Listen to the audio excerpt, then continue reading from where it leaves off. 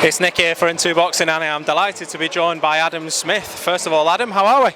I am so happy. How exciting is this? Finally, we have it over the line, inked and ready to go. Claressa Shields, Savannah Marshall, a fight that's been 10 years in the melting pot. Absolutely thrilled. I look up to Claressa as an absolute global star, not just in boxing, but what she's done, where she's come from in Flint, Michigan. And of course, I'm extremely close to Savannah Marshall and very proud of where she's come from, the Hartlepool ABC, and over the years of being a Sky Scholar, and look where she is today, a world champion, and she's got the chance to become undisputed. They're both fantastic elite athletes and fighters. We've got it on, and on a night which is unprecedented. An all-female card. Michaela Mayer as well in her super featherweight unification with Alicia Baumgarten. It's absolutely wonderful. There's more to announce as well. September the 10th is it will be a very proud night, and everything geared up to it will be huge on Sky, because we want as many people to enjoy this, witness it, see it as possible. It's a real showcase to shine a light on the wonderful women in our sport. Obviously, you mentioned there, obviously it's just on normal Sky, no, but I think a lot of people were expecting it to land on pay-per-view. How was that decision made that it's just going to land on normal Sky? I mean, it's brilliant for the fans, as you say, much more people can watch it, but how did it land on normal Sky? And I think that's what's behind it. Obviously, to make big fights, it's very, very financially difficult, and often we have to go on Sky Sports box office, and you add that sort of magic, that sparkle maybe to the event. But we're going to give the same sort of build-up to this fight. We decided to put it on Sky, on regular Sky, because we want as many people to see it. It's as simple as that. We want this to be historic.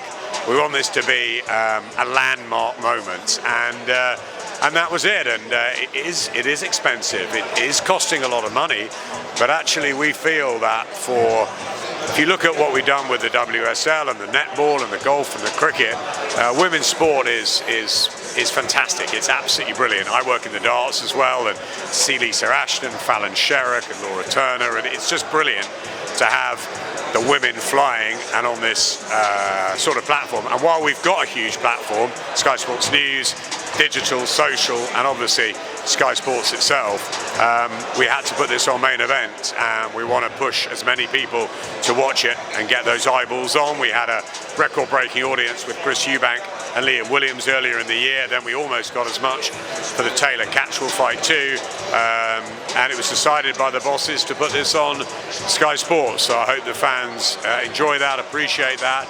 And we just want not just boxing fans tuning in, we want friends of boxing fans and their friends, men and women and kids and everybody, to tune in, because we believe this is elite sport, and it doesn't matter, male, female. This is just a cracking night, a great fight, and I just cannot wait for it. Obviously, Claressa calls herself the GOAT.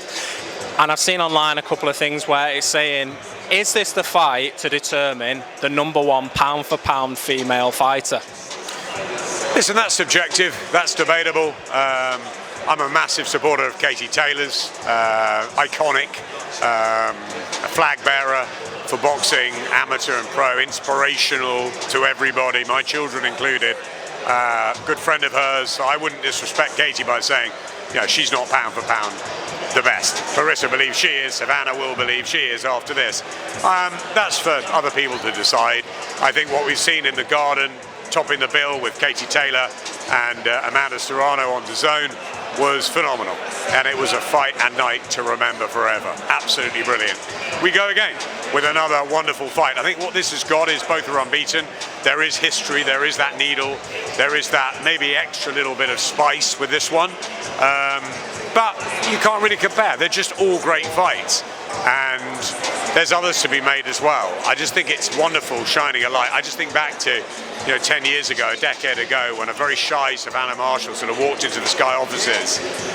She was broken after the Olympics, and within a year or two was not getting the amateur results that she wanted and was thinking about walking away from the sport. And look at the confident sort of young woman she's turned into, not just in the ring by performing under Peter Fury with those knockouts, but out of the ring, the way she carries herself, her humour, the way she's firing it up, which we never thought the silent assassin would do. As for Claressa, I just think she's fabulous. I mean, I didn't mention up there the red slippers, but I want to see the red slippers come out again in London like she wore in Cardiff. She stopped traffic in Cardiff. She's a special athlete, and I think she'll go down in history as one of the real trailblazers. So it's fantastic. It's just a great fight, and they will have an argument to be pound for pound the best, of course, but I'll leave that to others to decide. Obviously a massive night ahead on September the 10th. Couple of other things with Sky. Saw Liam Smith obviously signed with Sky. How did that one come about? I've just seen Liam, actually. I can't wait to go and see him. I spent so much time on the phone with him, and obviously I know Liam and the whole Smith family for many years, and I'm delighted to be working with Liam again. He's a fantastic fighter, former world champion, in great form, coming off that win over Jesse Vargas, much against the odds. He did it in style, and now he's got the chance of becoming a world champion again on Sky, on our platform. Big fights out there for him. Chris Eubanks, a great rivalry as well. Lots out there for Liam. I'm just really pleased to be working with the Smith brothers again. We're Liverpool fans together. I can't wait to go back to Merseyside for a big fight night. And I'm glad Liam has chosen the Sky platform for what hopefully will be the rest of what's been a great career. And all four brothers are different. And Liam, we haven't spent as much time with. And I have sort of, out of the picture, because obviously we have football in common and he's a great guy. But Frank Warren's had him and done brilliantly with him for a long time, Eddie as well, and we get our chance, and I'm really glad Liam has decided to come, and it's a brilliant signing for Boxer and Sky. Could that fight with Chris Eubank Jr. land next? Obviously both we're hearing looking for opponents next, so does it make sense to happen next? Of course, there's a lot of negotiations and talk going on behind the scenes, and Chris Eubank's been a brilliant addition to the sort of new Sky journey in the last year. And we'd love to see that fight. We'd love to see him fight all sorts of other fighters as well. Same with Liam. There's a lot of choices, so that's business that we need to take care of. Now Liam is with us. We need to look after him and make sure that he makes the right decisions. And Chris as well. We work with alongside Wasserman, and that's been brilliant to have him. Best ever figures on Sky Sports with Liam Williams in early February in Cardiff. We can't wait to go again, and of course that's the fight that we're interested in. Moving on to the heavyweights, obviously Joseph Parker. We touched on Joe Parker. You're signing Joe Parker in Coventry, but obviously there was the talk about the Joe Joyce match. Joe Joyce has come through his fight at the weekend. Do all roads now lead to both Joes getting it on? Yeah, I mean, it's a difficult fight to make, I think, with what's happened.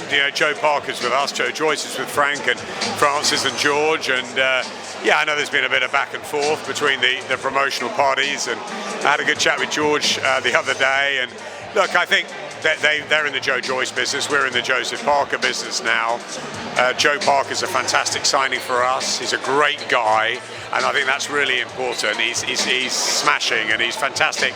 He's based a lot of his career over here, obviously with Andy Lee now, and friends with Tyson Fury, and so much to go out with Joe because he'll fight anybody, and I can't wait to really get behind him, maybe more than we have in the past.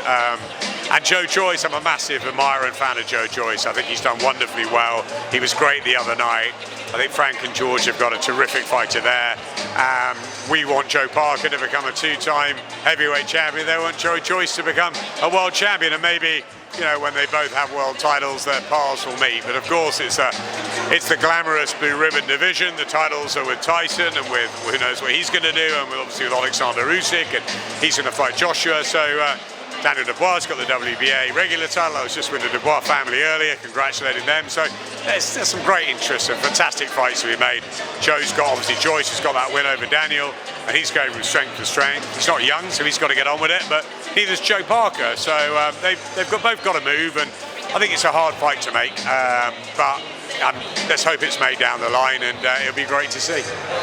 Another name that we touched on last time, but is there any further update on Richard Riakporhe?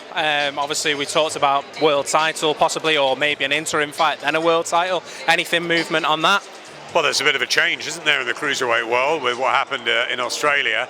So there's options, and I think that Richard is very keen to fight for a world title next. I spoke to him after the Dion Juma fight, and I wondered if he needed sort of one or two, more at that sort of European or so just under world title international level. But he dispatched in ruthless style in a few weeks ago, didn't he? It was absolutely brilliant, and I think with Turchi going like that in a couple of rounds, maybe we just, press the pedal now. I think it's up to Angel and it's up to Richard and Ben and whether they want to go next, whether they'll go Makabu. They fought a couple of southpaws, so maybe that's the route. I think Richard will get a world title shot within the next 6 to 9 months.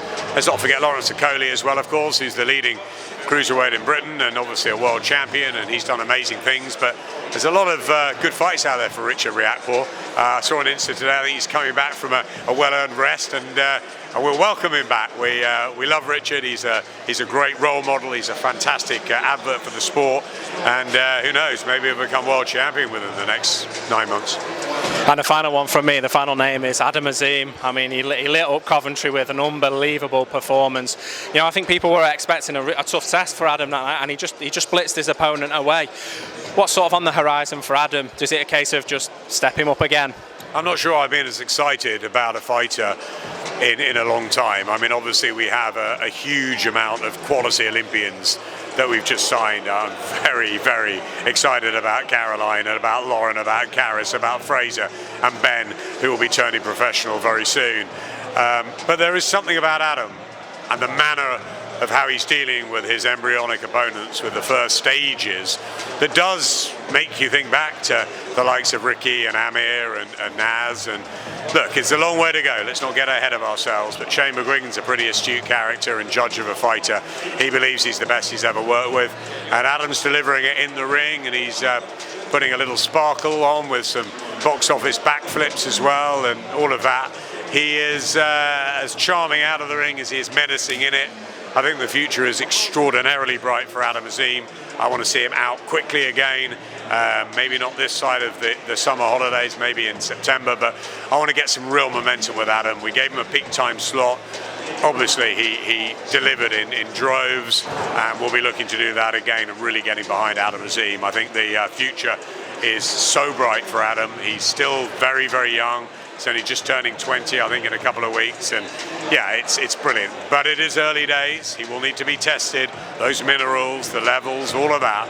But what I've seen so far, it's impossible not to get very, very excited about his journey.